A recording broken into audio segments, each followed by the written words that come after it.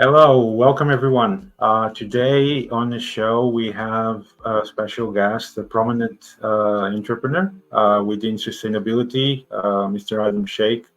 And we're going to have a conversation regarding what is about sustainability, where are the points on focus, and what does that support to the environment, people, and the actual the world we live in. So, Adam, welcome. How are you? Thank you. I'm doing great, thanks, Julio. And yourself? Yeah, very good, very good. So, welcome to the show. So, if you can please introduce yourself a little bit for the audience to know a little bit more about yourself, and for them to understand, the purpose of this conversation.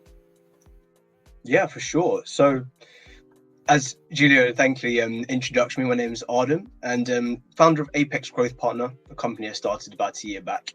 We actually connected through one of your previous guests. I believe it was John Graham. We had a Yes, conversation yes, around the topic of this podcast, which is thinking about sustainability different. So I guess as a brief background, I might have a slightly different background to most people in this space when it's not super scientific or academic. I haven't got a PhD, didn't really go through a more political route. I've actually come out of school and started on my own path. And I think the purpose of this conversation is to show how we can think about sustainability differently, not from the view of more scientific academic purposes, just more about how we can actually think about our own lives and how we can apply some different thoughts about sustainability differently. And as he perfectly titled it, how we can sure, reimagine it. sure, Yeah.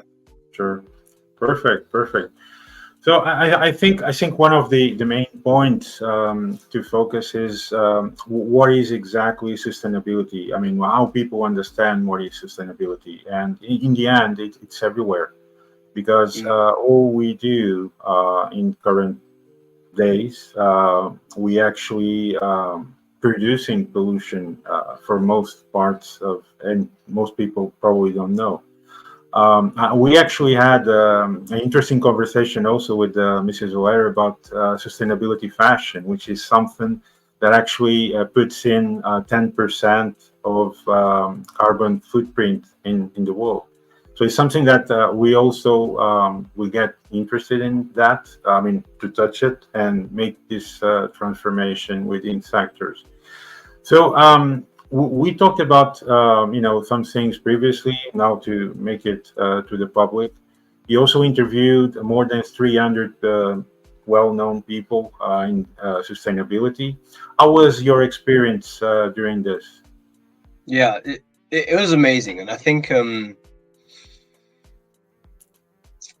thing that's interesting to say is that I came into this space wanting to learn what actually sustainability looks like from my own point of view. And I think so many of us, all of the views we have are pushed on by other people, by people higher up. And what I really wanted to do when starting this company, when leaving school, is just really try and ask my own questions and find out for myself what's going on in the world, and not just from one person's point of view, from hundreds of people's point of view. That was my goal, and try and get a really broad scope.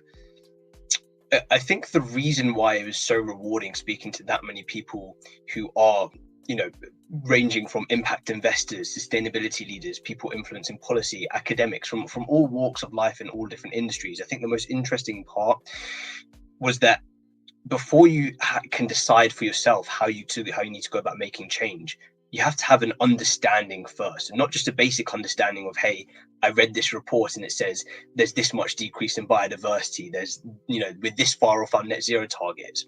By understanding, I mean what's really the cause of some of the challenges we're facing, and you can only really do that by go out and speaking to loads and loads of people, and trying to dig in and find out for yourself what's really happening. And then you start forming a concept which you can then go about making change on. But I guess you got to start, you got to know where to place the ladder before you start climbing it. So it's very rewarding. We have to start somewhere, right? There's always a starting point. I mean, it's very complicated when there are so many things to do in the market, and we don't even know where to touch or where to Yeah. start. But there has to be a starting point, and I think that's at least a very good thing.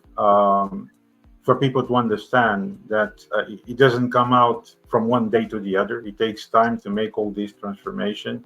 But if you start in some point, we'll have a result.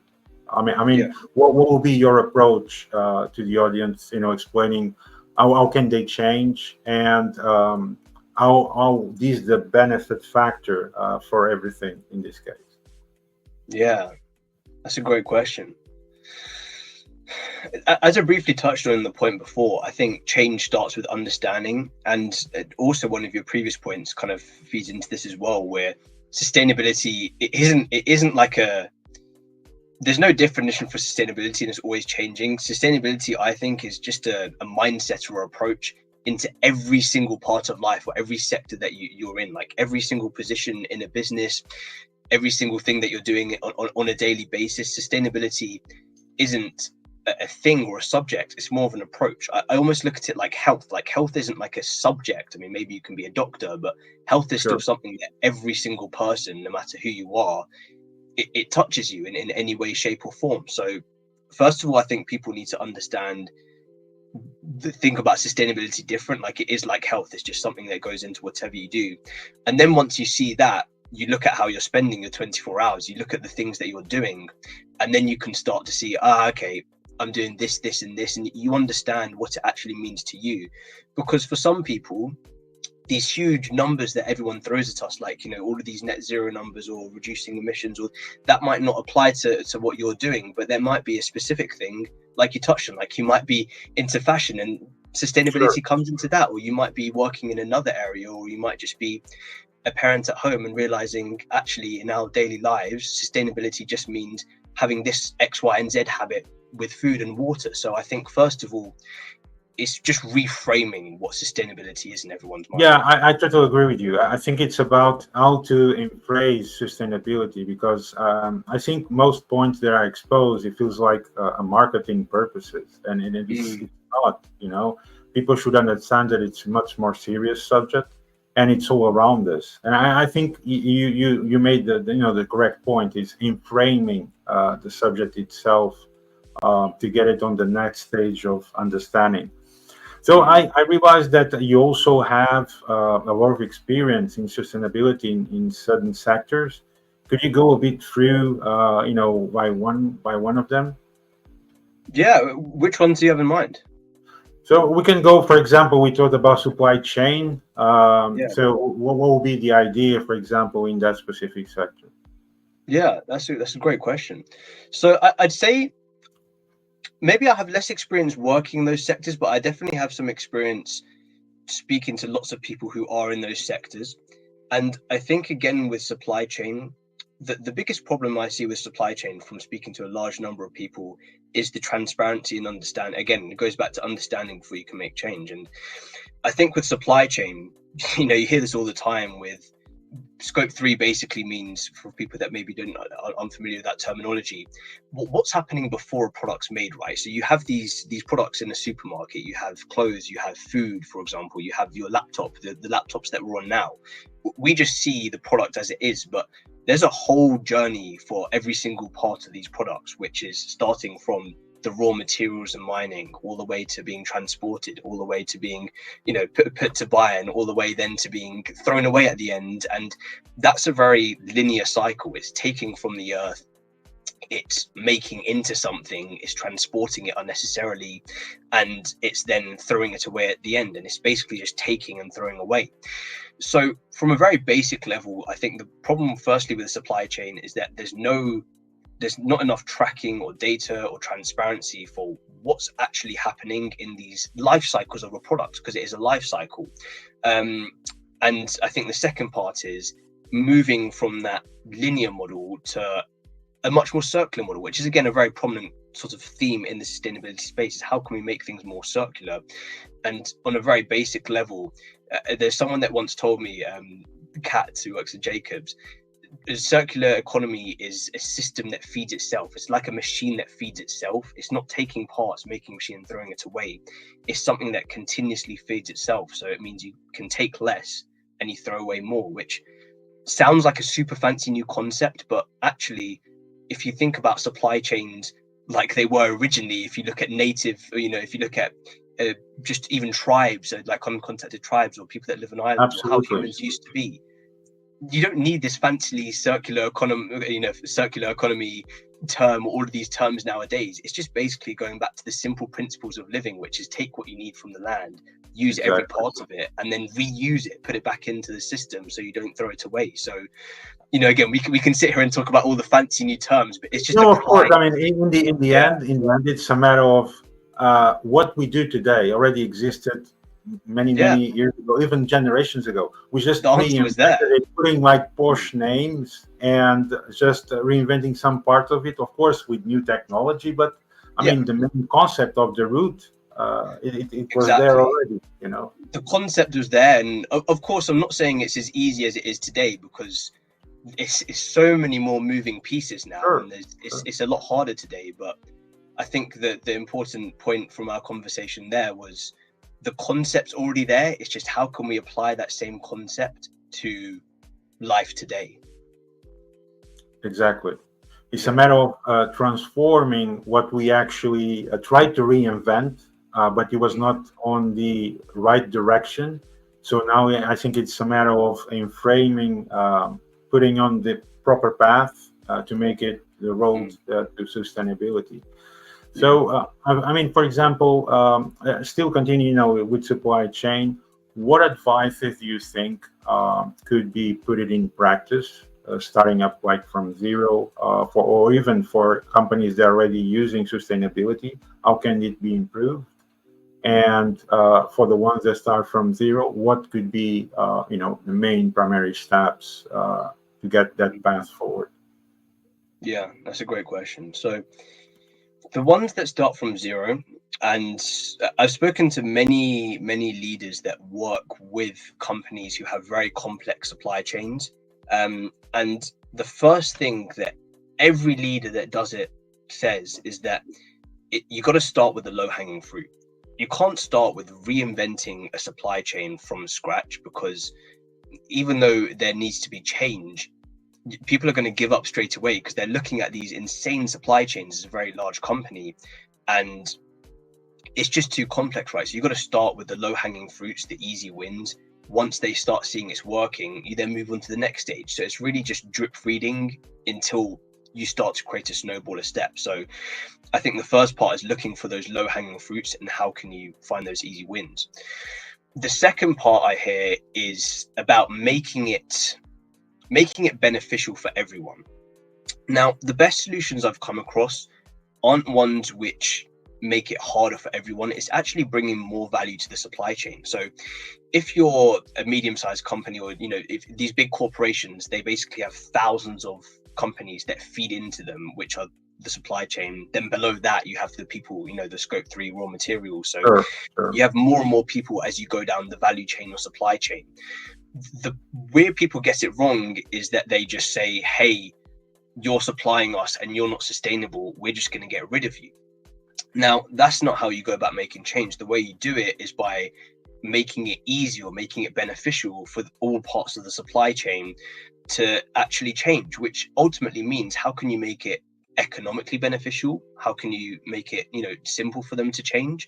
Because the people at every part of the supply chain, at the end of the day, and this just comes down to understanding humans, they're really just trying to do their job. So the easier you can make it for all the parts of the supply chain to change, the more likely people are to change. And then that's that kind of trickle effect where the easier it becomes and everyone starts to change in the supply chain. So I'd say Absolutely. the first step is drip feeding, low hanging fruits, and the second part is making it beneficial or desirable. Absolutely. To agree with you. I think I want to have the approach because most people might not understand why we're talking only about mostly fashion and clothing and supply chain. Well, the purpose is that between supply chain and clothing sector, just the two segments together are putting over 40% of CO2 in the environment. So if all that's reduced, we're talking about a major, positive impact to the environment, the world, and the people, of course, because it's everywhere. It's in our food that we consume every day. the air we breathe. How are we gonna make that positive impact for next generations? Because it's needed to start somewhere, and fast. Because the way it's going, we can see, the weather dramatic impacts that we've been having worldwide every year, the extreme heat already in most points of the world and planet, around us, especially during summertime. In some positions in some countries, we are reaching sometimes over 50 degrees already, and some of them over 55 degrees already. Mm. It's not even possible for a human being to carry on or support that kind of heat. So, I mean, it's for people to understand that this needed to be done, and it's needed to start, in some point fast, to make Mm. more people more aware, and everyone can afford really, because if everyone, instead of just consuming the main and usual food for every day, if people's trying to make press for organic food, or how to get main manufacturers to start putting themselves in sustainability, I think that would be the proper approach to have a starting point for that path. I mean, that's why I think. What do you think? Yeah, it's a great point. And the first thing I want to pick up on there is the fact that you said you got to focus on those industries which have got the biggest negative impact, right? So that's the first thing I want to pick up on, because I feel like so many people that want to make change just go and work in the cleanest industries that don't actually need change or have problems. Whereas actually, it is the industries like mining, like fashion, like construction, like manufacturing, where we need the most attention to. I think if you want to actually make change, you have to focus on the industries. Especially manufacturing, for sure. Yeah, exactly. You got to work with manufacturing. I mean, because these are all of the industries which, don't get me wrong, we rely upon. Like, I think people can't look at these industries, the bad guys, and try and shut them away and say, we're not going to work with you, we're not going to buy with from you.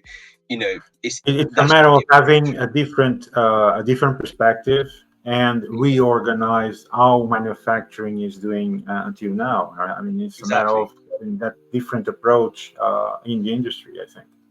Yeah, no, exactly. I recently partnered with an amazing company called My Carbon, and their approach largely works with manufacturers. And what they really do is how can we make it beneficial for manufacturing companies to not just reduce emissions, save energy, but also how is it operationally and financially beneficial for manufacturing companies to do so? Which I think is the approach. It's not saying, hey, you're doing everything wrong. It's like, how can we make your processes better for your company, for the people there, but then also for the environment? And by focusing on those key industries which need the most help, you're more likely to make change. So I think that's a really good point you brought up there. Absolutely, absolutely. I totally agree with you on those points. I think that the matter is to find the proper perspective, and for industry to understand what exactly they need to do. Because I mean, I think in most cases it's not very clear. There's a lot of subjects, there's a lot of things out there, but when it comes to the detail, not many people really are aware what exactly is sustainability, and what is the proper approach. For example, to implementing a big factory that has 5,000 or 6,000 Yeah, employees. It's a very complex process, of course, but I mean, yeah, you need to start it somewhere, and it has to go on phases. But yeah, the approach, I think, how to explain to these organizations is where is not totally clear.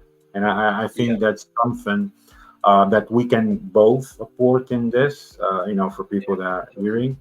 And the idea and the concept and how to deploy it's there. I mean, we have the knowledge, and we can definitely do that approach. And I think this is also for some, that really are in sustainability. But when it comes to complex processes, they're not making it like very clear. yeah, And we actually starting also some groups, with other sustainability companies, to try to implement, better ideas in the market, how to propose better segmentation, and deployment of sustainability within, most sectors that most polluting, especially manufacturing. So, talking a bit about all this, how would all this started for you, Adam? I mean, how you got into sustainability? How did it came to you? Well, I'm a sustainable guy, I like to the idea, how did it start for you, this life Yeah, trajectory? that's a great question. So it started with I just loved the world around me since I was born, just animals, nature, and I think I'm very grateful that I grew up next to a forest, Epping Forest. So I was just surrounded by trees. I loved being outside. I was lucky enough that my parents took me on holiday to see amazing places where I could see wildlife. So it really just started with love for me. Like, it started with just being fascinated by watching animal documentaries, and as you Sure. mentioned at the start, like, my goal is to be a wildlife presenter. And I think the real meaning behind that is that so often it just starts with caring about something and being fascinated by it. Like, I was just genuinely curious about animals, about geography, about all of these cool things around me. I'd say it started there. And as I grew up, I realized that those things that I was so curious about, those things that I loved, they face challenges, and there's a lot of problems with them. And as you grow older, you realize there's many, many more problems than you ever could have imagined with all of these things that you care about. So it really started with a curiosity, and then it started with, like, actually caring about it, because I realized that these things that I care about are in danger. And then it was like, well, what can I do about it? Like, there's something that I care about, there's something that I'm fascinated by, makes me excited to learn about, and it is also facing an immense challenge. So it kind of felt like a bit of a purpose to then spend my life learning and figuring out how I could go about making a difference in basically protecting what I really, really care about. So I'd say it's one of those typical childlike lifestyles of it. It started with just being Yeah, curious about definitely. nature, realized there was a problem, transitioned into me trying to figure out what on earth I can do to really try and solve some of these problems. Yeah. When you started this trajectory, do you start it by yourself? Do you had fellow colleagues with you with the same mindset? How do you actually start Apex? I mean, what was the concept within your idea? Yeah. So I guess to give a frame for the year before Apex, I left school with, again, the vision of being a wildlife presenter, action star type character in mind, making documentaries to educate people about it and bring Sure. wildlife into people's hearts. But then I also realized that if I want to go about doing that, I want to do it my way, and I don't want to have to rely on certain organizations to dictate how I tell my story. So I kind of figured, well, I've got to have some sort of financial freedom and understanding of the world, right? You got to kind of have an understanding before you then start creating. So I thought it'd be a good idea to try and set up a company around this. Now, I spent the first year after I left school in Imperial studying earth sciences, but being honest, it really didn't suit me. Didn't suit the way I think, wasn't really what I was looking for, because I genuinely was interested in this stuff, and it felt like people just, no one really there wanted to learn. They just wanted to get grades and have a job. Like, that wasn't really, I didn't feel much passion around me while I was there, and I just felt like this urge to actually do something. So I was like, I'm not sticking around here. So I left after the first year, and basically just decided I'm going to figure out how to set up a company. Was lucky enough to join an amazing group called the Growth Partner Accelerator, who taught me the fundamentals of business. But ultimately, then through these interviews, so it's just by myself, through these interviews, I kind of started to build the company through that. So that was my network, that was my sales cycle, that was my market research. Everything came through there. So I've kind of been building the company, or starting to build the company, alongside these interviews and this research. Very nice. I mean, nothing is impossible, right? In the end, Yeah, it's a matter of having the will. yeah. No, You I just got to mean, I commit think to it's the approach of many people out there it. who might not have the clear idea what they want to do, and they actually might like sustainability also. Is just an example. Mm-hmm. And it's not a matter of how the environment imposed to you, and how it's how you actually get onto the environment and put it Mm, like your own rules, and try to manufacturing, your idea into action, how to create that goal that you wanted to for the positive impact, right? yeah, So that is just an example that I'm trying to explain to the audience that yeah, you are an example. You created something from zero, from your idea, and put it on the market with in the idea of making a positive impact to companies, people, the environment. I mean, it's marvelous. So thank you. it's just an approach that people should not be afraid of. Getting that step forward. If you have your goals, if you have your ideas and what you want to do, you should just follow through it to the path. You know. Mm. So putting just on that same approach, I mean, when you started, of course, because you are 20-year-old, right? How old are you? You're 20. Yeah, So turned 20 in July.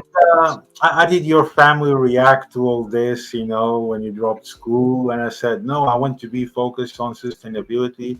How was all this part? I mean, it's Yeah, it's a good question. Honestly, I've got so much support. I'm so thankful that how much support I have had. I think the initial questions were, they know what I wanted and who I wanted to be, the kind of impact I want to make. I think, as with everything, the hard part is figuring out how you get there. Like, I know my North Star, but what's the path to get there? Is it through learning science in university? Is it through starting it? And there's no right answers, right? And I think the challenge was more, of course, the fact that I spent my whole school life trying to get into the best university for science so I could then go and make a difference, when actually then I basically said that isn't the way I want to do it. So it's more them understanding that, if I want to get here, am I missing out on an opportunity by leaving this opportunity that I've created for myself, that I work so hard for, which I completely understand, because you don't want to work so hard to create an opportunity which I suppose is supposed to be a good opportunity, and then just say no thank you. But at the same time, I think the harder part was at the start, when there isn't really a clear goal. Like, you haven't got a business at the start, you're basically got nothing. Like, you're just trying to spend time creating something out of nothing. So then it's more of the question of, what are you actually doing? As you start having these conversations, and as you start seeing traction, and then of course they saw the extreme benefits of what I was doing, the kind of conversations I was having, the potential of doing this, which once that started picking up, there wasn't really many questions, because it was quite clear the undeniable benefits of going down this path. So yeah, I got support, I got lots of questions, but I also would be surprised if I didn't get questions, because at 18, 19, I might think I know what I'm doing, but I'm still sort of making this up somewhat as I go along. So it's good to absolutely. have questions for, I think one big point for everyone to understand is no one will have all the time all the questions yeah, answered. You know, most of the things they'll get answered as you go through, sometimes even step by step, and as you go along. And that's not a motive to give up.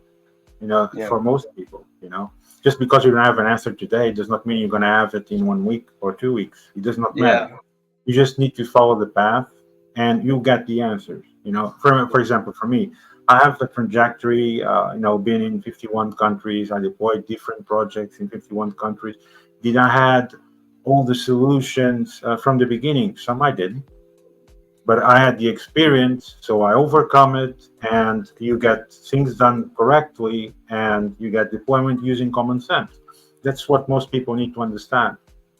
In the end, it's not about just what you know, because not all is related to black and white paper. There's a lot of complexities, depending project to project. Everything is different. Laws are different from country to country. Culture is different. Religion is different. So, in the end, it's a matter how you overcome it, and how you put the correct solution and resolution on it. That's I think it's the approach where people actually make a mark on you and think that you overcome everything. Mm. But did I have the answers of that from the beginning? Absolutely not. And I'm talking this in public, but because this is the reality, there's no point Yeah. hiding. I think being transparent to people and people to know what is the reality is the best approach ever for everyone to understand Yeah. what is current market, for example. A Yeah. current market, Absolutely. Yeah. a lot of complexities, even financial market, because everything is today is connected, is interconnected because of modern technology. So what happens in, for example, in Asia will impact Europe and US. It's just an example, and it's very fast. What it Mm. changed dramatically from previous generations to current ones is that today, when it happens, something it happens faster because Mm. everything is transmitted everywhere. So whatever you're doing in current market in real time, it will have a positive impact. It might not be immediately, but will have. The main point is don't give up the ideas and always follow through the path, always using common sense. Yeah. Even when you get approached, with questions that you might have answers for some and you don't have for some of them, it happens, but you have. I mean, using common sense, knowledge, and experience, you get there. And this Yeah. is, I think, it's the main approach, for people out there to hear this, because this is the reality. Some people are afraid sometimes of getting to the market and trying to have, a good idea, but they are afraid of putting in the market because of not having so much experience. You Mm. need to earn experience. But if you don't do it, you don't have the experience. Exactly. It comes by doing, right? This is where I think you made a perfect point there, and I think this is something important to be transparent about. Is that we don't have all the answers at the start, and an idea isn't fully formed. You don't have all of the questions even at the start. You might have like a rough guideline, like I knew roughly my North Star, what I wanted to get out of this, but There's no so much of manuscript. it.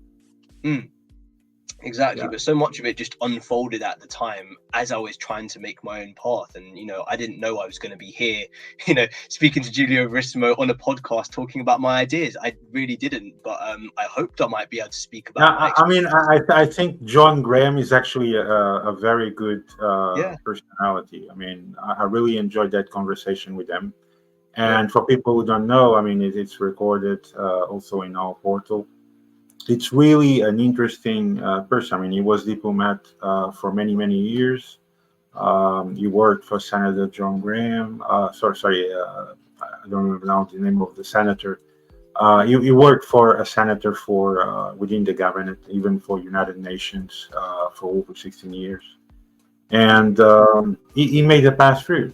I mean, he went to a mindset saying, this is the path I want to go through to empower other people and to get to a way of sustainability. I mean, he created the foundation. He started to empowering people how to protect the environment, how to save people, because he was also into protecting whistleblowers and people that had political problems in certain countries. So, I mean, how do you engage in that? You engage in that putting your will. And in the end, it's your will against many people. Yes, but I mean, if you really know and you have that powerful experience and idea, that's the perfect example. And yeah, I mean, I did appreciate, this introduction from him, of course. I mean, it's a Yeah. remarkable person. Definitely, and I think he's such a great example of you can't let fear of the unknown stop you from becoming the person that you want to be. I think so many of us, and I still try and overcome this all the time. We want something, but we have so many questions in our mind of, okay, but what if this happens? What if I don't manage to do this? What if I'm not good enough for this?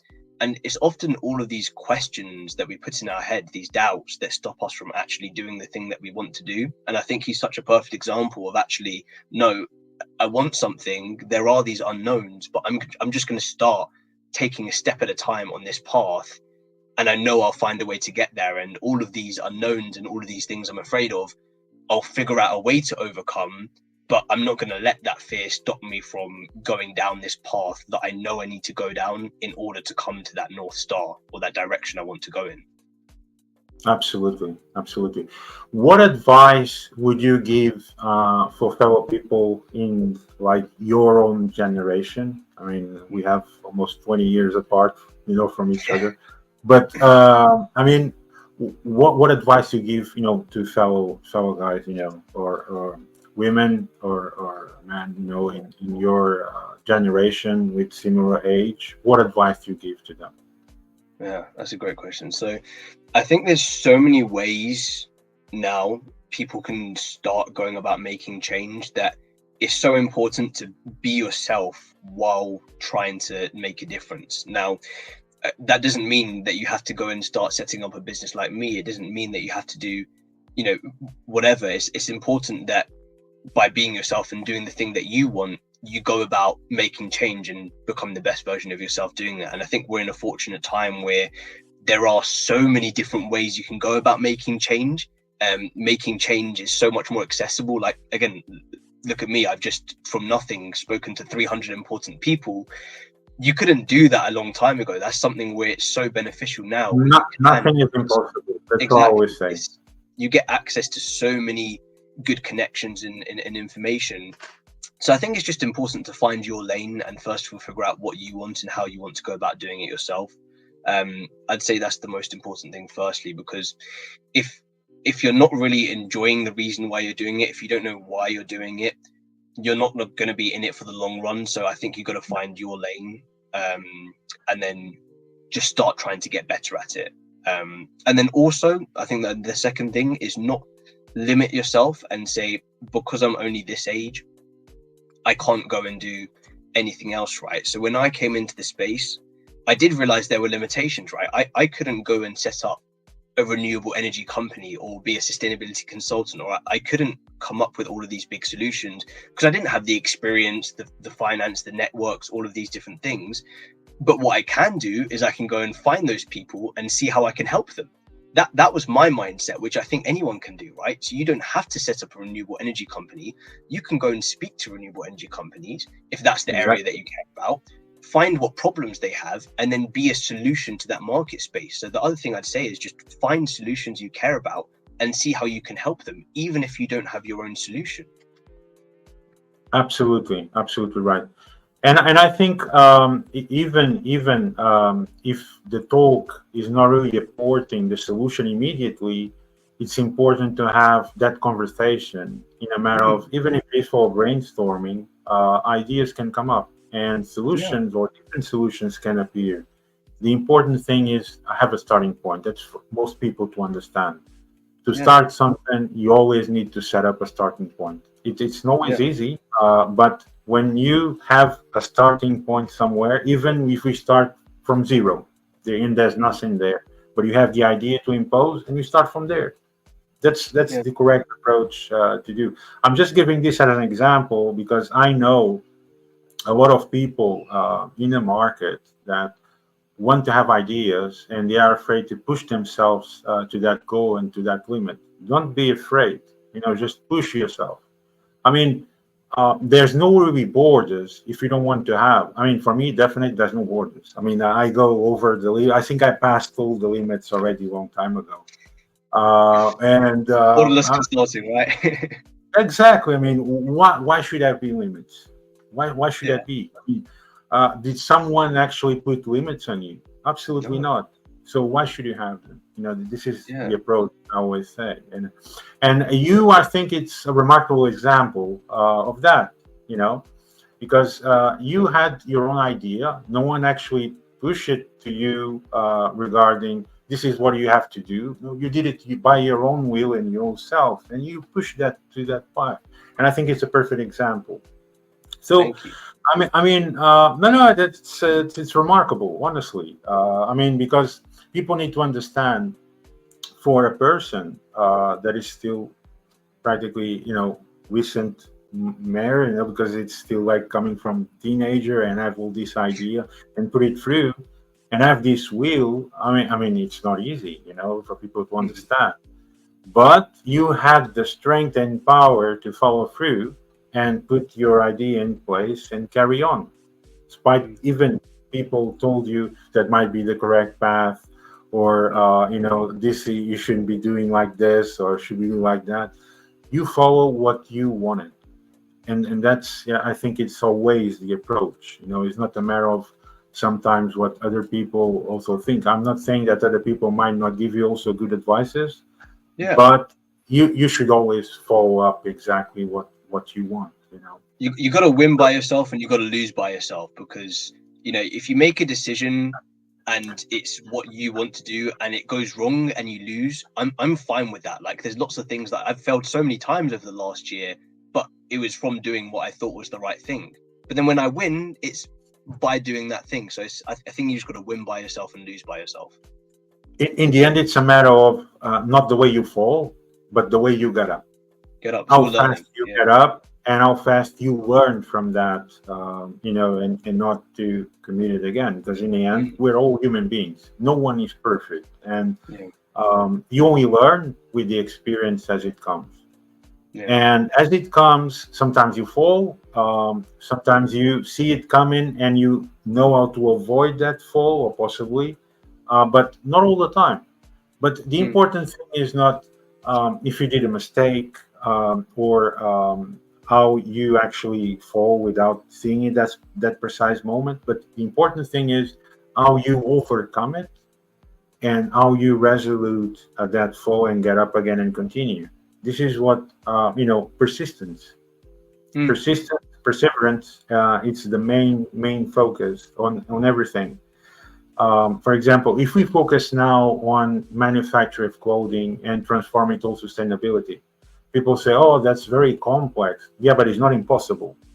We Mm. start somewhere. I mean, for example, right now I'm putting an idea of actually reorganizing internally to start a specific action on sustainability and in fashion, Mm. specifically, because I think it's a point that I can touch, which occupies, right now 10% of CO2 in footprint, and of course can be all that produced. I'm not saying 100% immediately, but it's a significant reduction. So this is just an example. Is it possible? Of course it is, but it has to Mm. start. It's the same thing. It's supply chain. Is it possible to transform the way supply chain is being done so far? Yes. Is it immediate? No. But you need a starting point where to start. This is the main concept what people should understand. So, if you could tell us a bit more about what is Apex and what is the focus within sustainability, and for people to understand how Apex can help the market and organizations and people. Absolutely. So Apex is something is as with any early stage company, you're still trying to figure out what it is as you go about building it. And I think the important thing to recognize is what it is at its core is trying to find the best solutions, the best projects out there, and try and figure out how I can further those projects, how I can get them so much closer to making that impact that they want, to making that revenue that they want. And if that means being the bridge between those projects and investors, or being the bridge between that company and its target audience, then that's really the goal, is trying to be the missing piece in this market space. Where my philosophy coming into this again was, there's a lot of solutions out there. There's so many solutions out there. If you look at all of these different spaces, all of these different problems, we don't actually have a lack of solutions. There's a lack of uptake of solutions. There's a lack of solutions being adopted. So my mindset isn't how can we create more solutions. The fundamental of the company is how can we make more of these solutions, or some of these solutions, adopted by the market or invested in, or being bought. And I think that comes down to some of the things we were talking about earlier, which is how can you get the market to see the benefits of these solutions? How can you communicate the benefit to a manufacturing company or to an investor about why they should go with this solution? Because people speak different languages, right? To some people that isn't going to be because it saves the planet. To some people it's going to be because it cuts costs or it gives them a better image. And I think the goal with Apex is really trying to use what I've done here, like this interview approach, this education-based methodology of building a company. I'm trying to implement this approach within other companies so that they can understand the people on the opposite end of their offer better. They can really understand their values, what they care about, the systems, the types of behaviors they have, so they can present their solution accordingly to those people, and they're more likely to be adopted or invested in or bought, for example. So it's understanding how to increase the uptake of these solutions in these sustainable projects. Absolutely. And you mentioned a very big thing, understanding the values of people. It's something that usually it's passed off like on back door. I mean, people's values in these days, especially in big organizations, it's something that should not be idle, because in the end, that's why they're there. It's what they apport, the knowledge, and of course, they need also to put out their own values within them, because otherwise it's not real. If you just put part of you in something, it's not going to be focused 100%. If you put all yourself in it and put it also your values in it, that's how you make it the breakthrough. You need to put all yourself, not just part, and this is important also for big companies, because usually people are there, they're occupying a space, they do their work. But then people understand that also they should share their own values with it. And this is the most important part for people to feel comfortable within a group, within an organization, and within even talking to other people. In the end, it's a matter of sharing. Yeah. So, Adam, I think we are amazing. We've been talking almost for 50 minutes already. It's amazing. So just finishing up, power message. What would you say to everyone out there to motivate them and to influence this majority of people and markets and organizations to get into the step of sustainability? Ooh, putting me in the spot there, nice. So what I would say, and I've got, I think you know me, I always put people on the spot, No, I love it. No, it's fine. I think I've got the right message here, and it's I think people need to have the right balance of fear and inspiration. I think when you're trying to make change or you're trying to inspire change within yourself, if you have too much fear, you could be a deer in headlights. If you don't have enough fear, you could be too comfortable. And then you also want inspiration. So I think you've got to find that balance within yourself of being somewhat fearful of the problems we face, but being inspired enough to know that there is hope, because success is one of the possible outcomes here. Finding a solution to these problems is one of the possible outcomes. So find that balance between fear and inspiration and optimism for being able to find these outcomes. And there's so many examples of this working, right? And I was in Costa Rica over the summer, where it's gone through a massive change of going down to like 20% of its rainforest, and through leaders and education and people valuing the actual nature and biodiversity there, it's now come up and it's one of the leading countries in terms of biodiversity, in terms of nature, and their approach is amazing. So I think people have got to find that balance between fear and inspiration and hope, because within that balance, you know what you're fighting for, you know what we might lose, you know the problems that are out there, but you also know that those problems aren't so big that if enough of us recognize there is hope, if enough of us recognize there is a possible outcome where we can find solutions and create a more prosperous society, a better society, or a better life for yourself, like whatever that means in your own world. If enough of us have that right balance and understand that, then you're more than likely gonna find that right. You're gonna make more progress than not.